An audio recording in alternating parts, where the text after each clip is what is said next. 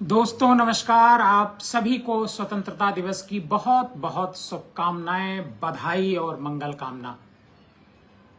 हम आज 78वां स्वतंत्रता दिवस अपना मना रहे हैं और स्वतंत्रता दिवस पर बहुत सारे लोग बहुत सारी बातें कर रहे हैं। प्रधानमंत्री नरेंद्र मोदी ने लाल किले की प्राचीर से देशवासियों को संबोधित किया। मैं उस पर एक लाइव करूंगा शाम को, उनके पूरे डिटेल भाषण पर। योगी आदित्यनाथ जी ने लखनऊ में किया। इसी तरीके से सारे मुख्यमंत्रीज ने जो है अपने अपने जो राजधानी है वहां पर भाषण दिया। लेकिन आज इस स्वतंत्रता दिवस के मौके पर हम आपको कुछ हल्की फुल्की बातें बताना चाहते हैं जो स्वतंत्रता आंदोलन से जुड़ी हुई हैं। सबको पता है कि स्वतंत्रता आंदोलन में बहुत सारे हमारे देश के नौजवानों ने, सभी धर्मों के लोगों ने कुर्बानियां दी। आज हम अगर आजाद होकर के खुली हवा में सांस ले रहे हैं तो ये हमारे जो आजादी के रणबांकुरे थे उनकी वजह से हम सांस ले रहे हैं। महात्मा गांधी, जवाहरलाल नेहरू, मतलब कितने नाम में गिनती नहीं ले सकता। सुभाष चंद्र बोस, चंद्रशेखर आजाद, कई घटनाएं ऐसी हुई इस दौरान जो बहुत मजेदार रही और हंसी खुशी जो है उन घटनाओं का एक तरीके से जिक्र आता है। लोग मस्ती में उन घटनाओं का जिक्र करते हैं।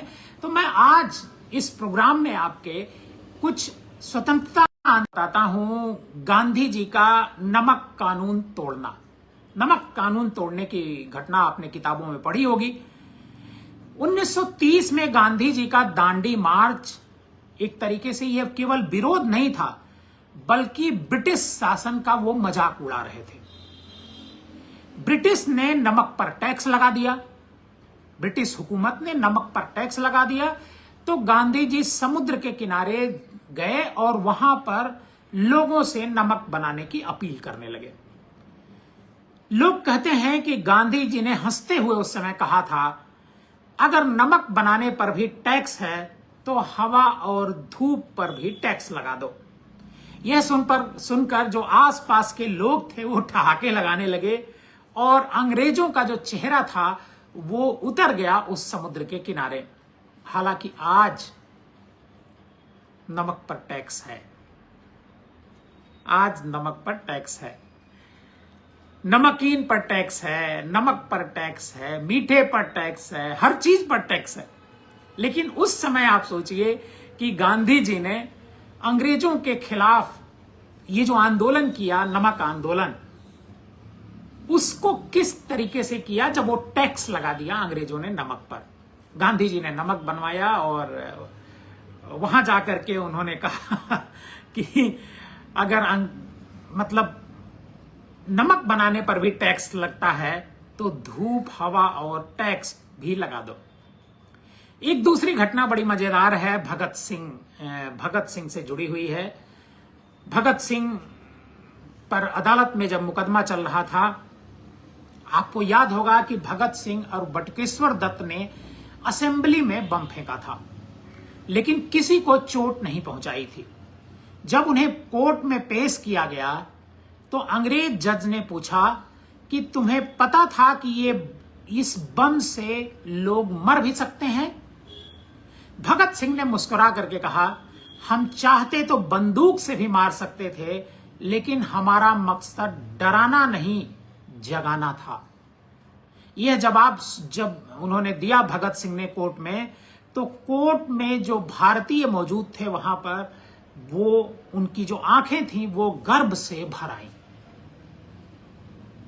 और इसकी कोर्ट में खूब चर्चा भी हुई। जज ने भी इस बात को नोटिस किया। नेताजी सुभाष चंद्र बोस की एक बड़ी मजेदार घटना है कि एक बार की बात है, नेताजी सुभाष चंद्र बोस, ब्रिटिश अधिकारी से उनका आमना सामना अक्सर होता था।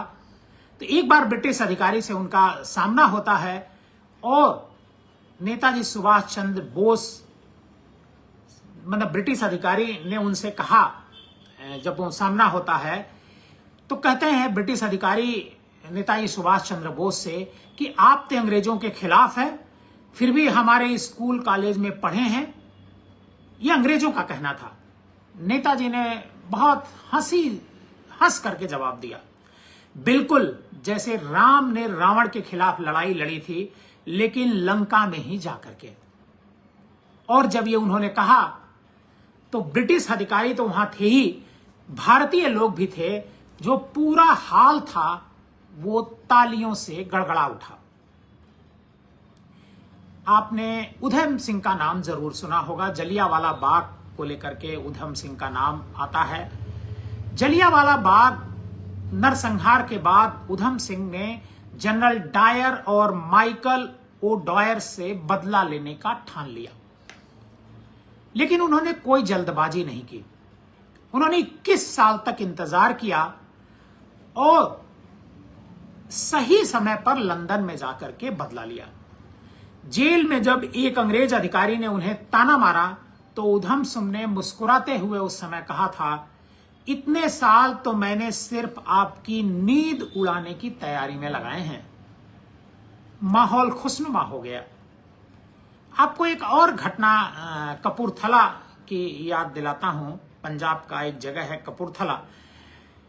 स्वतंत्रता आंदोलन में पंजाब का एक गांव था, वहां पर अंग्रेजों ने टैक्स भरने का आदेश दिया किसानों को। किसानों ने इस पर ऐतराज किया और कहा कि पहले फसल तो उगने दो, फिर टैक्स देंगे। और फिर सभी किसान बैलगाड़ियों में बैठकर शहर पहुंचे और कहा, लो ये हमारी मिट्टी, इसमें से टैक्स निकाल लो। शहर में जो कपूरथला इलाका था पूरा, उस शहर में ये किस्सा फैल गया धीरे धीरे। उस समय सोशल मीडिया का जमाना नहीं था, टेलीविजन मीडिया भी नहीं था। इस तरीके से लोग एक तरीके से एक दूसरे से मिल करके ही घटनाओं को बताते थे, लेकिन ये किस्सा खूब चर्चित हुआ और जो भी ये किस्सा सुनता था वो हंसते हंसते लोट पोट हो जाता था। और जिन अंग्रेज जवानों ने, जिन अंग्रेज हुक्मरानों ने ये जो फसल पर टैक्स लगाया था, वो परेशान हो गए थे। एक और मजेदार किस्सा है लाला लाजपत राय से जुड़ा हुआ। एक बार की बात है जब एक अंग्रेज अफसर ने लाला लाजपत राय से कहा कि तुम लोग हमें भारत छोड़ने के लिए मजबूर नहीं कर सकते हो। तो लाला जी ने बड़ा दिलचस्प जवाब दिया। लाला जी ने कहा कि हम मजबूर नहीं करेंगे, बस इतना करेंगे कि यहां रहना आपके लिए नामुमकिन हो जाएगा। और जो अंग्रेज अफसर था वो इस पर चिढ़ गया, लेकिन जब इसकी जानकारी भारतीयों को हुई तो उन्हें बड़ा मजा आया इस किस्से को सुनकर के। तो आज 78वें स्वतंत्रता दिवस के मौके पर हमने आपको कुछ ऐसे किस्से सुनाए जो मतलब हल्के फुल्के हैं और अंग्रेजों के जमाने के हैं, और अंग्रेजी हुकूमत से जो हमारे आंदोलनकारी थे जब वो मुकाबला कर रहे थे, उस दौरान ये घटी घटनाएं हैं। आप सभी को स्वतंत्रता दिवस की बहुत सारी बधाइयां और शुभकामनाएं। आपका दिन आज का शुभ हो, यही हमारी कामना है।